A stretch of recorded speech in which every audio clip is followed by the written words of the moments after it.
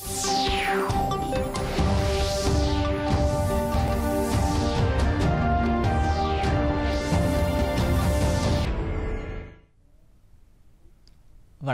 பொதிகை செய்திகளுக்காக முகமது ரியாசுதீன். தலைப்புச் செய்திகள்.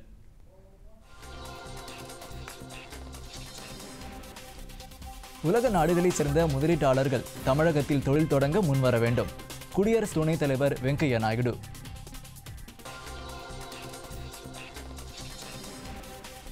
பிரதம மந்திரியின் தேசிய விருதுகள் பெற்ற குழந்தைகளுடன் பிரதமர் நரேந்திர மோடி உரையாடல்.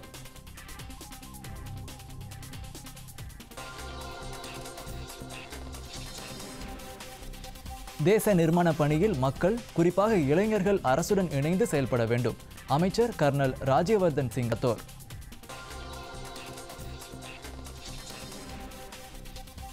மீண்டும் வாக்குச்சீட்டு முறை தேர்தலுக்கான வாய்ப்புகளே இல்லை. தலைமை தேர்தல் ஆணையாளர் சுனில் அரோரா திட்டவட்டம்.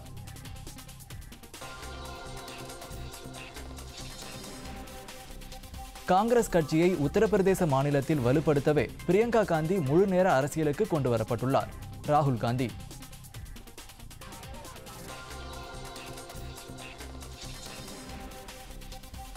உள்நாட்டு தொழில்நுட்பத்தில் உருவான PSLV-C-44 ராக்கெட் மூலம் 2 செயற்கைக்கோள் இன்றிரவு விண்ணில் பாய்கிறது.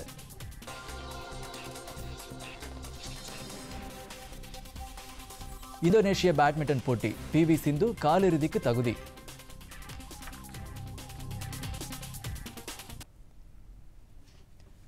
சென்னையில் நடைபெற்று வந்த உலக முதலீட்டாளர்கள் மாநாடு இன்று நிறைவடைந்தது.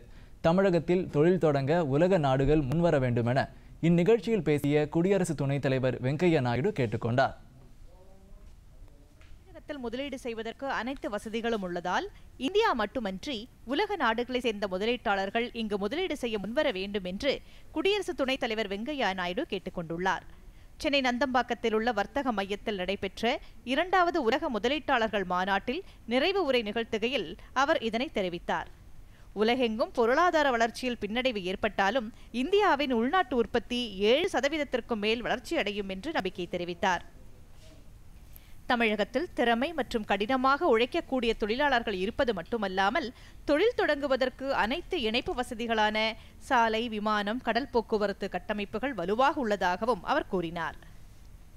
இதன் மூலம் உலகத்தின் எந்த மூலைக்கும் விரைவாகவும் எளிதாகவும் செல்லும் வசதி உள்ளது என்று அவர் குறிப்பிட்டார். Tamil Nadu is one of the most beautiful states in the country. It has all connectivity. You have air connectivity anywhere to anywhere. You have rail connectivity anywhere to anywhere. You have road connectivity anywhere to anywhere. You have port connectivity anywhere to anywhere.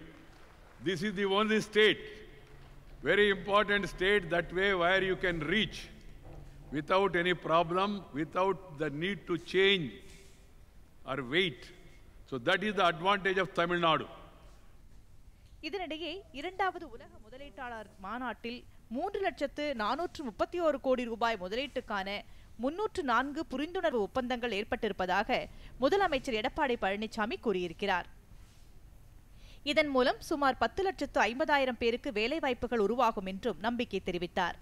இந்த முதலீடுகள் விவரங்களை வெளியிட்ட முதலமைச்சர் Chennai Pedro chemical நிறுவனம் 27,400 கோடி ரூபாய் அளவுக்கும், அதானி குழுமம் 10,000 கோடி ரூபாய், ஹுண்டாய் நிறுவனம் 7,000 கோடி ரூபாய் அளவுக்கும், MRF நிறுவனம் 3,100 கோடி ரூபாய் அளவுக்கும், பிரான்ஸ் நாட்டின் BSA நிறுவனம் 1,250 கோடி ரூபாய் அளவுக்கும், பாக்ஸ்கான் நிறுவனம் 2,500 கோடி ரூபாய் அளவுக்கும், ஏச்சர் நிறுவனம் 1,500 கோடி ரூபாய் அளவுக்கும் முதலீடு செய்ய முன்வந்திருப்பதாக முதலமைச்சர் தெரிவித்தார். இந்த முதலீடுகள் வெளிநாட்டு மற்றும் உள்நாட்டு நிறுவனங்களிலிருந்து கிடைக்க இருப்பதாக அவர் கூறினார். 2019ஆம் ஆண்டு உலக முதலீட்டாளர் மாநாடு மாநிலத்தின் அனைத்து பகுதிகளிலும் தொழில் மேம்பாடு சமமான அளவில் ஏற்படுவதற்கு முக்கிய கவனம் செலுத்தியதாக முதலமைச்சர் தெரிவித்தார்.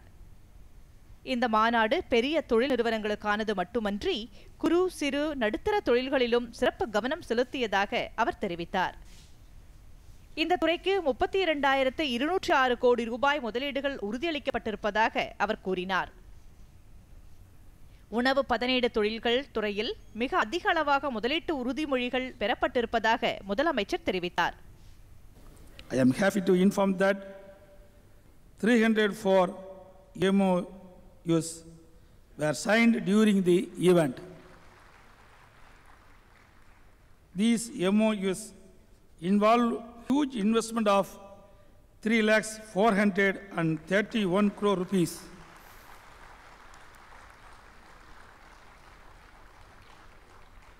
Which provide job opportunities for 10,50,000 persons. இந்த மாநாட்டில் மத்திய நிதி மற்றும் கப்பல் போக்குவரத்து துறை அமைச்சர் பொன் ராதாகிருஷ்ணன், தமிழக தொழில்துறை அமைச்சர், தமிழக அரசின் தலைமைச் செயலாளர் கிரிஜா வைத்தியநாத் மற்றும் சிங்கப்பூர், மலேசியா, தென்கொரியா, ஜப்பான் உள்ளிட்ட பல்வேறு நாடுகளைச் சேர்ந்த தூதர்கள் கலந்து கொண்டனர். இந்த மாநாட்டில் ஏறக்குறைய 5,000 பிரதிநிதிகள் மற்றும் 250க்கும் மேற்பட்டவர்கள் அமர்த்தப்பட்டனர்.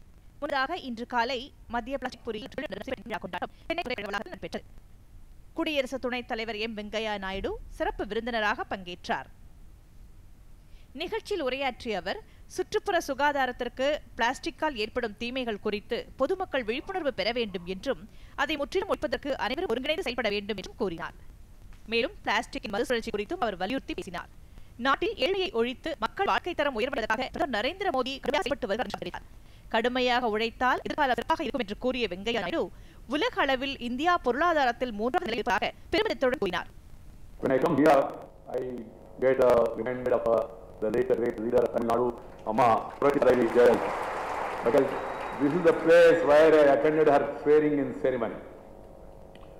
And I feel really it is emotional on that count. My best wishes to all of you. Thank you very much. Namaskar. Jai Hind. Chennai பல்கலைக்கழக நூற்றாண்டு அரங்கில் நடைபெற்ற இந்த நிகழ்ச்சியில் பெட்ரோ கெமிக்கல் மற்றும் பிளாஸ்டிக் தொழில்துறையில் தொழில்நுட்ப புதுமை படைப்புக்கான 8வது தேசிய விருதுகளை அவர் வழங்கினார்.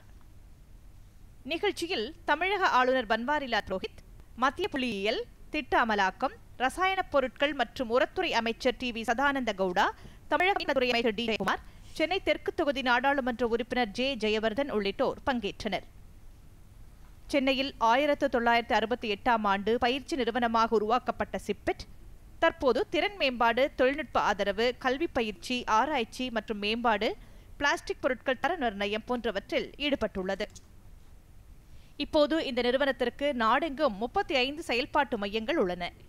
50 ஆண்டுகள் நிறைவு செய்து பொன்விழா கொண்டாடும் சிப்பெட் நிறுவனம் பிளாஸ்டிக் துறை வளர்ச்சிக்கு முக்கிய பங்காற்றி இந்தியாவில் தயாரிப்போம், திறன் இந்தியா, தூய்மை இந்தியா ஆகிய மத்திய அரசின் திட்டங்களின் அமலாக்கத்தில் பேருதவியாக இருந்து வருகிறது. இந்த நிறுவனம் இதுவரை 4 லட்சம் பிளாஸ்டிக் இயந்திர ஆபரேட்டர்கள், 50,000 தொழில்நுட்பாளர்கள் மற்றும் 5,000 பொறியாளர்களை உருவாக்கியுள்ளது.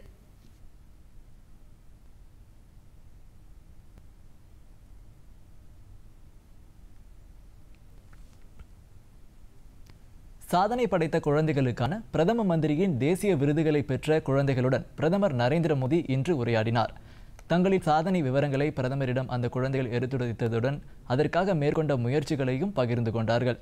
குழந்தைகள் பெற்ற விருது அவர்களின் சாதனைகளுக்கு கிடைத்த அங்கீகாரம் என்று குறிப்பிட்ட பிரதமர், அவர்களின் சாதனை மற்றவர்களுக்கு தூண்டுகோலாக இருக்கும் என்று கூறி பாராட்டினார். உங்களின் அசாத்தியமான ஆற்றல் இயற்கையுடன் ஒன்றியதாக இருக்கட்டும் என்றும் அவர் குறிப்பிட்டார். குழந்தைகளுடன் மகிழ்ச்சியுடன் அளவலாவிய பிரதமர் அவர்களின் வேண்டுகோளுக்கிணங்க ஆட்டோகிராஃப்களில் கையெழுத்திட்டு கொடுத்தார். குழந்தைகளுக்கான பிரதம மந்திரியின் இந்த தேசிய விருது 2 பிரிவுகளாக வழங்கப்படுகிறது. ஒன்று சாதனை படைத்த குழந்தைகளுக்கும், மற்றது குழந்தைகளுக்காக பணியாற்றும் அமைப்புகளின் சிறப்பான செயலுக்கும் வழங்கப்படுகிறது. குழந்தைகள் விருதுக்காக 783 விண்ணப்பங்கள் பெறப்பட்டது. மகளிர் மற்றும் குழந்தைகள் வளர்ச்சி அமைச்சகம் 26 பேரை தேர்ந்தெடுத்தது. புதிய கண்டுபிடிப்புகள், அறிவாற்றல், விளையாட்டு, கலை, கலாச்சாரம், சமூக சேவை, துணிச்சல் ஆகியவற்றுக்காக இந்த விருதுகள் வழங்கப்படுகின்றன. தனிப்பட்ட குழந்தைகளுக்கான விருதுக்கு 2 குழந்தைகளும், அமைப்புக்கான விருதுக்கு 3 அமைப்புகளும் தேசிய தேர்வு குழுவால் தேர்வு செய்யப்பட்டன. தேர்வு செய்யப்பட்ட குழந்தைகளுக்கும் அமைப்புகளுக்கும் மொத்தம் 26 தேசிய விருதுகளை குடியரசுத் தலைவர் ராம்நாத் கோவிந்த் வழங்கினார். வெற்றி பெற்றவர்களுக்கு விருதுடன் 1 லட்சம் ரூபாயும் பாராட்டு சான்றிதழும் வழங்கப்பட்டது. விருது பெற்றவர்களில் 6 வயது குழந்தையும் ஒன்று. சுற்றுச்சூழல் பாதுகாப்பில் அதன் முயற்சிக்காக அந்த குழந்தை தேர்வு செய்யப்பட்டது. தேசபக்தியும் தேச நிர்மாணமும் ஒரு நாணயத்தின் 2 பக்கங்கள் என்று மத்திய தகவல் ஒலிபரப்பு, இளைஞர் விவகாரங்கள் மற்றும் விளையாட்டுத்துறை அமைச்சர் கர்னல் ராஜ்யவர்தன் சிங் ரத்தோர் கூறியிருக்கிறார். புதுதில்லியில் இன்று நேரு இளைஞர் மையங்கள் இணையம் ஏற்பாடு செய்திருந்த 2 நாள் தேசிய விவாத போட்டிகளை தொடங்கி வைத்து அவர் உரையாற்றினார். தேச நிர்மாணத்தில் மக்கள், குறிப்பாக இளைஞர்கள் அரசுடன் இணைந்து சேவையாற்ற வேண்டும் என்று கேட்டுக்கொண்டார். பன்முகத்தன்மை கொண்ட இந்தியாவில் நாட்டுப்பற்றும் ஒருமைப்பாட்டு உரிமையையும் ஏற்படுத்த தேசிய கொடி, தேசிய கீதம் போன்றவை அவசியம் என்றும் அவர் கூறினார். 29 மாநிலங்களிலிருந்து இந்த விவாத போட்டியில் பங்கேற்க வந்த இளைஞர்களிடையே அவர் கலந்துரையாடினார். இளைஞர்கள் தேச நிர்மாணத்தில் முழு மனதுடன் பங்கேற்பதற்கும் அவர்களிடையே தேசபக்தியை வளர்ப்பதற்கும் என இந்த போட்டிகளுக்கு ஏற்பாடு செய்யப்பட்டுள்ளது. இத்தகைய போட்டிகள் பஞ்சாயத்து யூனியன், மாவட்ட, மாநில நிலைகளிலும் ஆண்டுதோறும் நடத்தப்படுகின்றன. மத்திய அரசின் திறன் மேம்பாட்டு திட்டம், ஏழை எளிய மக்களுக்கு கல்வி வழங்கும் திட்டம் ஆகியவற்றால் வேலைவாய்ப்புகள் அதிகரித்துள்ளதாக மத்திய அமைச்சர் தர்மேந்திர பிரதான் கூறியுள்ளார். புதுதில்லியில் நடைபெற்ற ஜன் சன்ஸ்தான் எனப்படும் ஏழை எளிய மக்களுக்கு தொழில்நுட்ப கல்வி வழங்கும் திட்டம் தொடர்பான தேசிய மாநாட்டில் உரையாற்றுகையில் இதனை தெரிவித்தார். கிராமப்புற வேலைவாய்ப்பை அதிகரிக்கவும் மனிதவள தேவையை பூர்த்தி செய்யவும் இத்தகைய திட்டங்கள் அதிகம் உதவுவதாக கூறினார். நவீன தொழில்நுட்பத்தை ஏழை எளிய மக்களுக்கு இத்திட்டங்கள் வாயிலாக கற்றுத்தருவதால் மருத்துவம், சுற்றுலா உள்ளிட்ட தொழில்களில் தேவைப்படும் வேலைவாய்ப்பு கிடைப்பதாக அவர் கூறினார். நாடு முழுவதும் 271 ஜன் சிக்ஷான் சன்ஸ்தான் மையங்கள் செயல்பட்டு வருவதாகவும் அவர் தெரிவித்தார். மீண்டும் வாக்குச்சீட்டு தேர்தலுக்கான வாய்ப்புகளே இல்லை என்று தலைமை தேர்தல் ஆணையாளர் சுனில் அரோரா திட்டவட்டமாக தெரிவித்துள்ளார். மின்னணு வாக்குப்பதிவு இயந்திரங்கள் பற்றி கூறப்பட்டுள்ள குற்றச்சாட்டுகளை வன்மையாக மறுத்த அவர், மின்னணு வாக்குப்பதிவு இயந்திரங்களை குறை கூறுபவர்களின் கருத்துக்கள் தேர்தல் ஆணையத்தை எவ்வகையிலும் பாதிக்காது என்றார். லண்டனில் கணினி நிபுணர் என்று கூறிக்கொள்ளும் சையது ஷுஜா என்பவர் 2014 மக்களவைத் தேர்தலில் முறைகேடுகள் நடைபெற்றதாகவும் மின்னணு வாக்குப்பதிவு இயந்திரங்களில் மாற்றங்களை செய்ய முடியும் என்றும் கூறியிருந்தது தொடர்பாக தில்லி காவல் நிலையத்தில் தேர்தல் ஆணையம் முதல் தகவல் அறிக்கை தாக்கல் செய்ததை அடுத்து தலைமை தேர்தல் ஆணையாளரின் இந்த அறிக்கை வெளியாகியுள்ளது. லண்டன் நிகழ்ச்சியில் காங்கிரஸ் தலைவரும் வழக்கறிஞருமான கபில் சிபல் கலந்து கொண்டது அரசியல் வட்டாரங்களில் சர்ச்சையை கிளப்பியுள்ளது.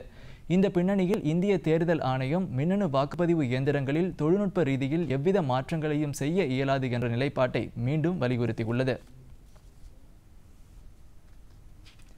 ஷெட்யூல்டு வகுப்பு பழங்குடியினர் வன்கொடுமை தடுப்புச் சட்டத்தில் உத்தேசிக்கப்பட்டுள்ள திருத்தங்களுக்கு தடை விதிக்க உச்சநீதிமன்றம் மறுத்துவிட்டது. இந்த உத்தேச திருத்தம் இந்த சட்டத்தின் கீழ் குற்றம் சாட்டப்பட்டவர்களுக்கு முன்ஜாமீன் வழங்குவதை தடை செய்கிறது. இந்த திருத்தத்திற்கு எதிராக தாக்கல் செய்யப்பட்ட மனுவை விசாரித்த நீதிபதி A.K. சிக்ரி தலைமையிலான உச்சநீதிமன்ற அமர்வு, மத்திய அரசு 2018 மார்ச் மாதம் தாக்கல் செய்துள்ள மறு ஆய்வு மனுவும் இந்த சட்ட திருத்தத்தை எதிர்க்கும் மனுக்களும் இணைக்கப்பட்டு விசாரணை செய்யப்படும் என்று தெரிவித்தது. இந்த வழக்கை விசாரிக்கும் அமர்வை மாற்றியமைப்பதற்கு என இந்த விஷயத்தை தலைமை நீதிபதிக்கு இந்த அமர்வு அனுப்பியது. உத்தரப்பிரதேச மாநிலத்தில் காங்கிரஸ் கட்சியை வலுப்படுத்துவதற்காகவே பிரியங்கா காந்தி முழு நேர அரசியலுக்கு கொண்டுவரப்பட்டுள்ளதாக காங்கிரஸ் கட்சி தலைவர் ராகுல் காந்தி கூறியிருக்கிறார். உத்தரப்பிரதேச மாநிலம் அமேதியில் சுற்றுப்பயணம் மேற்கொண்ட அவர் செய்தியாளர்களிடம் பேசுகையில் இதனை தெரிவித்தார்.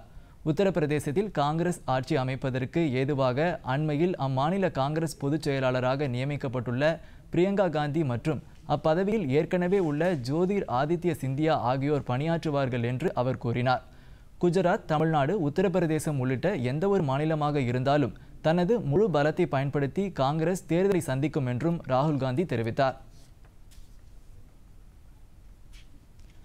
குஜராத்தில் 1978ஆம் ஆண்டிற்கு பிறகு குடியேறியவர்களுக்கு பொருளாதாரத்தில் பின்தங்கியவர்களுக்கான 10% இடஒதுக்கீடு வழங்கப்படாது என அம்மாநில அரசு அறிவித்துள்ளது. குஜராத் மாநில மக்களுக்கு வேலைவாய்ப்பு மற்றும் கல்வியில் அதிக முன்னுரிமை வழங்குவதற்காக இந்த நடவடிக்கையை மாநில அரசு மேற்கொண்டுள்ளது. இந்த நடவடிக்கைக்கு பல்வேறு தரப்பினர் எதிர்ப்பு தெரிவித்துள்ளனர்.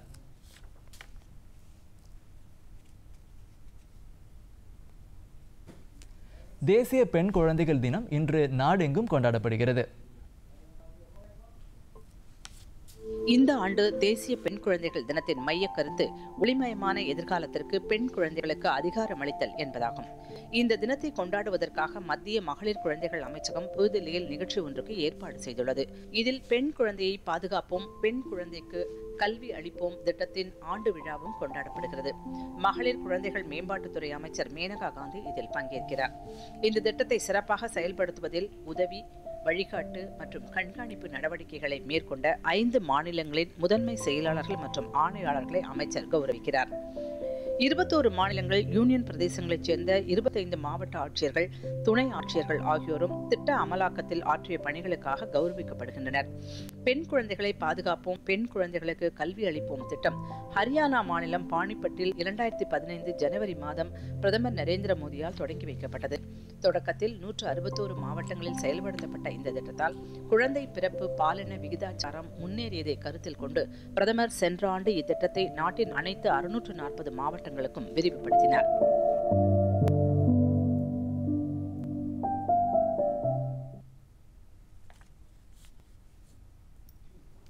தேசிய வாக்காளர் தினம் நாளை நாடெங்கும் கொண்டாடப்படுகிறது.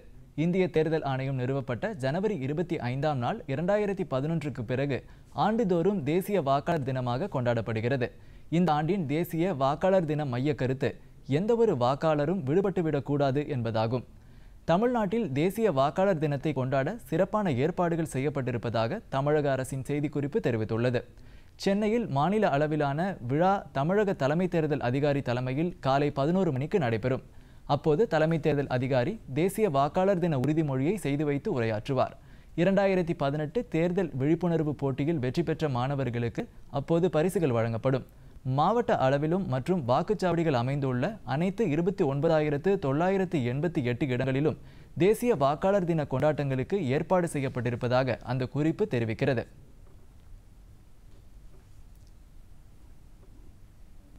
கிருஷ்ணகிரி மாவட்டத்தில் நடைபெற்ற தேசிய வாக்காளர் தின நிகழ்ச்சியில் மாணவர்கள் பங்கேற்ற விழிப்புணர்வு ஊர்வலத்தை மாவட்ட ஆட்சியர் தொடங்கி வைத்தார். கிருஷ்ணகிரியில் மாவட்ட தேர்தல் அலுவலகம் சார்பில் நடைபெற்ற இந்த நிகழ்ச்சியில் பேசிய மாவட்ட ஆட்சியர் டாக்டர் பிரபாகர், நாடாளுமன்ற தேர்தலில் 100% வாக்குப்பதிவை உறுதி செய்ய மாணவர்கள் ஒன்றிணைந்து வலியுறுத்த வேண்டும் என்று கூறினார். உலகின் மிகப்பெரிய ஜனநாயக நாடான இந்தியாவின் வலிமை வாக்களிப்பதுதான் என்றும் அவர் கூறினார்.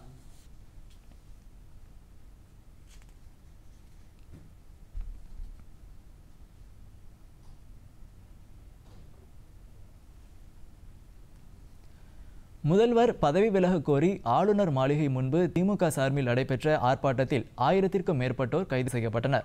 கொடநாடு விவகாரம் குறித்து ஆளுநரிடம் புகார் அளித்தும் நடவடிக்கை எடுக்கப்படாததை கண்டித்து திமுக தலைவர் மு.க. ஸ்டாலின் தலைமையில் ஆளுநர் மாளிகை முன்பு கண்டன ஆர்ப்பாட்டம் நடைபெற்றது.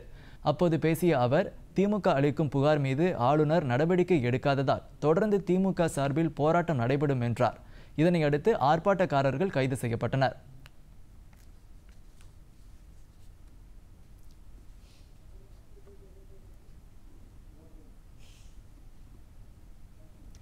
இதனிடையே தகுதி நீக்கம் செய்யப்பட்ட சட்டமன்ற உறுப்பினரின் பெயர் தமிழக சட்டமன்ற இணையதளத்தில் இடம்பெற்றிருப்பது சட்டவிரோதமானது என்று திமுக தலைவர் ஸ்டாலின் கண்டனம் தெரிவித்துள்ளார். இது குறித்து அவர் வெளியிட்டுள்ள அறிக்கையில், சிறப்பு நீதிமன்றத்தால் குற்றவாளி என்று அறிவிக்கப்பட்டு தண்டனை விதிக்கப்பட்டுள்ள முன்னாள் அமைச்சர் பாலகிருஷ்ண ரெட்டியின் பெயர் சட்டமன்ற உறுப்பினர்கள் பெயர் பட்டியலில் தொடர்ந்து இடம்பெற்றிருப்பது கண்டனத்திற்குரியது என்று குறிப்பிட்டுள்ளார்.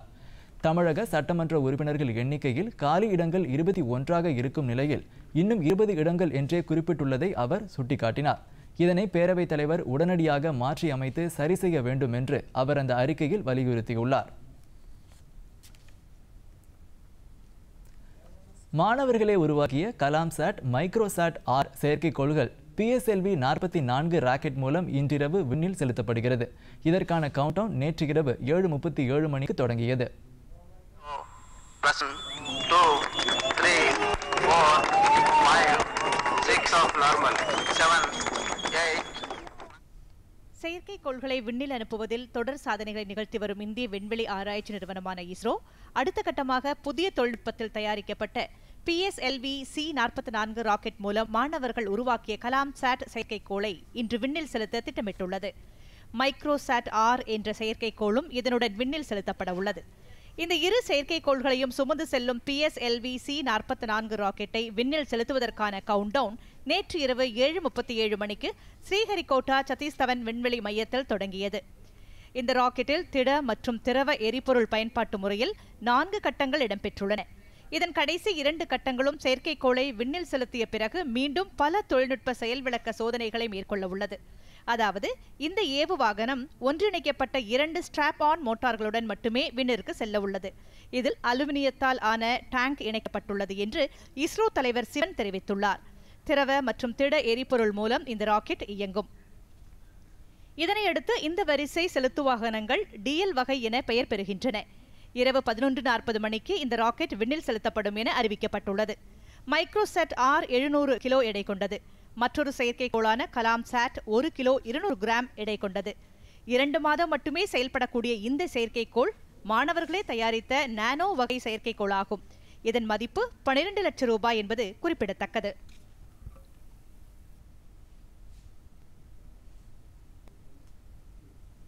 அடுத்து சில முக்கிய செய்திகளை விரைவு செய்திகளாக பார்ப்போம். வரி பாக்கிக்காக மறைந்த முதலமைச்சர் ஜெயலலிதாவின் போயஸ் தோட்ட வீடு உள்ளிட்ட சொத்துக்கள் முடக்கப்பட்டியலில் இருப்பதாக வருமான வரித்துறை சென்னை உயர்நீதிமன்றத்தில் தாக்கல் செய்துள்ள அறிக்கை தெரிவிக்கிறது. ஜெயலலிதாவின் போயஸ் தோட்ட இல்லமான வேதா நிலையத்தை நினைவிடமாக மாற்ற தமிழக அரசு பிறப்பித்த உத்தரவுக்கு தடை விதிக்க கோரி தாக்கல் செய்யப்பட்ட மனுவை விசாரித்த நீதிபதிகள் வினித் கோத்தாரி, அனிதா சுமந்த் ஆகியோரை கொண்ட அமர்வு தமிழக அரசுக்கும் வருமான வரித்துறைக்கும் நோட்டீஸ் அனுப்பியது. இந்நிலையில் இன்று இந்த வழக்கு விசாரணைக்கு வந்தபோது வருமான வரித்துறை சார்பில் தாக்கல் செய்யப்பட்ட அறிக்கையில் இது தெரிவிக்கப்பட்டுள்ளது. RK நகர் இடைத்தேர்தலில் பணப்பட்டுவாடா செய்யப்பட்டதாக எழுந்த புகார் குறித்து பிப்ரவரி 12ஆம் தேதிக்குள் பதிலளிக்கும்படி CBIக்கு சென்னை உயர்நீதிமன்றம் உத்தரவிட்டுள்ளது. திமுக தொடர்ந்த இந்த வழக்கில் வருமான வரித்துறை அளித்த 34 பக்க ரகசிய அறிக்கையின் அடிப்படையில் தேர்தல் ரத்து செய்யப்பட்டதாக தேர்தல் ஆணையம் தெரிவித்தது. இந்த வழக்கை இன்று விசாரித்த நீதிபதிகள் இதுகுறித்து அறிக்கை தாக்கல் செய்யும்படி CBIக்கு உத்தரவிட்டனர். கன்னியாகுமரி மாவட்டம் 5 கிராமம் அருகேயுள்ள கேப் பொறியியல் கல்லூரியில் இன்று சர்வதேச ரஷ்ய நடன நிகழ்ச்சி நடைபெற்றது. அக்கல்லூரியின் அறிவியல் தொழில்நுட்ப பிரிவில் ஏராளமான ரஷ்ய நாட்டு மாணவ மாணவியர்கள் பயின்று வருகின்றனர். இத்தனியார் பல்கலைக்கழகத்தில் புகழ்பெற்ற ரஷ்ய நடன நிகழ்ச்சி இன்று சிறப்பாக நடைபெற்றது. திருவள்ளூர் மாவட்டம் ஆவடியில் அமைந்துள்ள மத்திய ரிசர்வ் காவல்படை பயிற்சி முகாமில் பயிற்சி நிறைவு பெற்ற 850 புதிய காவலர்களின் சத்தியப்பிரமாண விழா இன்று வெகு விமர்சையாக நடைபெற்றது. உத்தரப்பிரதேசத்தைச் சேர்ந்த காவலர்கள் பயிற்சியை நிறைவு செய்ததை அடுத்து நடைபெற்ற இந்த நிகழ்ச்சியில் DIG பிரவீன் சி காக், IPS சதீஷ் சந்திரவர்மா உள்ளிட்டோர் கலந்து கொண்டனர். புனேவில் உள்ள இந்திய திரைப்படம் மற்றும் தொலைக்காட்சி கழகம் மற்றும் கொல்கத்தாவில் உள்ள சத்யஜித் ரே திரைப்படம் மற்றும் தொழில்நுட்ப கழகங்களுக்கான இந்த ஆண்டு மாணவர் சேர்க்கைக்கு இன்று நுழைவுத் தேர்வு நடைபெற்றது. நாடு முழுவதும் சுமார் 26 மையங்களில் நடைபெற்ற இத்தேர்வை ஏராளமானோர் எழுதினர். ஜார்க்கண்ட் தலைநகர் ராஞ்சியில் அடுத்த மாதம் 1ஆம் தேதி முதல் 3ஆம் தேதி வரை சர்வதேச திரைப்பட திருவிழா நடைபெறவுள்ளது. மத்திய தகவல் ஒலிபரப்புத்துறையும் திரைப்பட விழா பிரிவு சார்பில் இந்த நிகழ்ச்சிக்கு ஏற்பாடு செய்யப்பட்டுள்ளது. இதற்காக நிதி உதவிகளையும் அமைச்சகம் வழங்குகிறது. கட்வி ஹவா, பஸ்து ஷாப் உள்ளிட்ட பல்வேறு மொழி திரைப்படங்கள் இந்த விழாவில் திரையிடப்பட உள்ளன. மரம் நடுவதை முழு ஈடுபாட்டுடன் செய்ய வேண்டும் என இந்தியாவின் வன மனிதர் என்று அழைக்கப்படும் ஜாதவ் பயேங் கேட்டுக் கொண்டுள்ளார். தமிழகத்தில் பாதுகாப்பு மண்டலமாக அறிவிக்கப்பட்டுள்ள சிங்காநல்லூர் குளத்தில் மேற்கொள்ளப்படும் சூழல் பணிகளை பார்வையிட்ட பின்பு மாணவர்களிடையே தனது அனுபவங்களை அவர் பகிர்ந்து கொண்டார். அப்போது பேசிய அவர், நாட்டில் முக்கிய தினங்களில் மட்டும் மரம் நடும் விழா நடைபெறுவதாகவும் இத்தகைய நடவடிக்கை மட்டும் போதாது என்றும் எல்லா காலங்களிலும் மரம் நடுவதை பணியாக கொள்ள வேண்டும் என்றும் அவர் கேட்டுக்கொண்டார். காஷ்மீர் பள்ளத்தாக்கில் பாராமுல்லா மாவட்டம் முற்றிலும் பயங்கரவாதிகள் அற்ற மாவட்டமாக அறிவிக்கப்பட்டுள்ளது. ஜம்மு காஷ்மீர் மாநிலத்தில் கடந்த 29 ஆண்டுகளாக ஏற்பட்டு வரும் கிளர்ச்சிகளை சமாளித்து வரும் பாதுகாப்பு படையினரின் மிகப்பெரிய சாதனையாக இது கருதப்படுகிறது. நேற்று இந்த மாவட்டத்தின் பின்னர் கிராமத்தில் 3 பயங்கரவாதிகள் கொல்லப்பட்டதை அடுத்து இந்த மாவட்டம் முற்றிலும் பயங்கரவாதிகள் இல்லாத மாவட்டமாக மாறியுள்ளது. இம்மாநிலத்தில் கடந்த 2 ஆண்டுகளில் 50 பயங்கரவாதிகள் சுட்டுக் கொல்லப்பட்டனர். 300க்கும் மேற்பட்டவர்கள் கைது செய்யப்பட்டுள்ளனர். இனி வருவது விளையாட்டுச் செய்திகள்.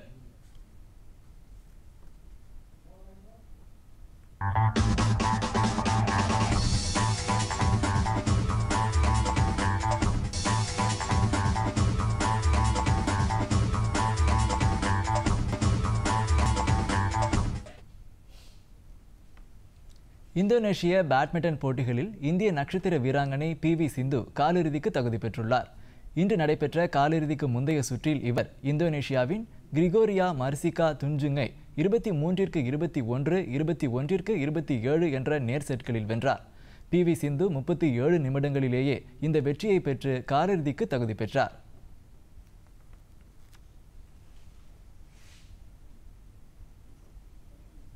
ஆடவர் பிரிவில் கிடாம்பி ஸ்ரீகாந்த் ஒற்றையர் காலிறுதிக்கு தகுதி பெற்றுள்ளார். இவர் உலகின் 10ஆம் நிலை ஆட்டக்காரர் கெண்டா நிஷிமோட்டோவை 30 நிமிடங்களில் எளிதாக வென்றார்.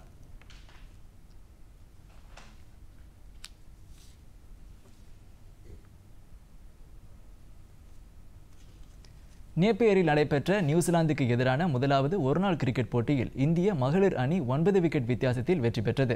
இப்போட்டியில் முதலில் களமிறங்கிய நியூசிலாந்து அணி 48.4 ஓவரில் 192 ரன் எடுத்தது. 193 ரன் எடுத்தால் வெற்றி என்ற இலக்கு களமிறங்கிய இந்திய மகளிர் அணி 33 ஓவரில் 193 ரன் எடுத்து 9 விக்கெட் வித்தியாசத்தில் வெற்றி பெற்றது.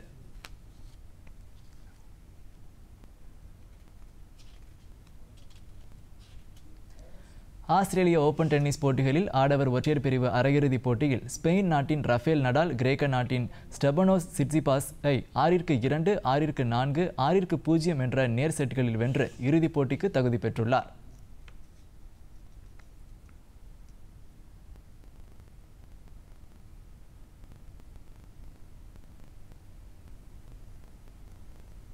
மகளிர் ஒற்றையர் அரையிறுதிப் போட்டியில் ஜப்பான் நாட்டைச் சேர்ந்த நவோமி ஒசாகா செக் குடியரசின் கரோலினா பிளிஸ்கோவாவை 6-2, 4-6, 6-4 என்ற செட்டில் வென்று இறுதிப் போட்டிக்கு தகுதி பெற்றுள்ளார்.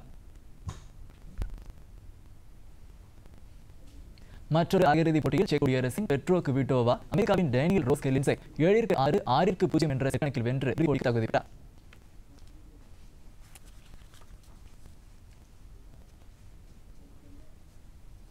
மீண்டும் தலைப்புச் செய்திகள். உலக நாடுகளைச் சேர்ந்த முதலீட்டாளர்கள் தமிழகத்தில் தொழில் வர வேண்டும். குடியரசு துணைத் தலைவர் வெங்கையா நாயுடு. பிரதம மந்திரியின் தேசிய விருதுகள் பெற்ற குழந்தைகளுடன் பிரதமர் நரேந்திர மோடி உரையாடல். தேச நிர்மாண பணியில் மக்கள் இளைஞர்கள் இணைந்து செயல்பட வேண்டும். அமைச்சர் கர்னல் ராஜ்யவர்தன் சிங் ரத்தோர். மீண்டும் வாக்கீட்டு முறை தேர்தலுக்கான வாக்குகள் இல்லை. தலைமை தேர்தல் ஆணையாளர் திட்டமிட்டார். காங்கிரஸ் கட்சியை உத்தரப்பிரதேச மாநிலத்தில் காந்தி முழுநேர அரசியல் கூறப்பட்டுள்ளார். காந்தி உள்நாட்டு தொழில்நுட்ப வாக்கிய செல்வி மூலம் இந்திய பாடர்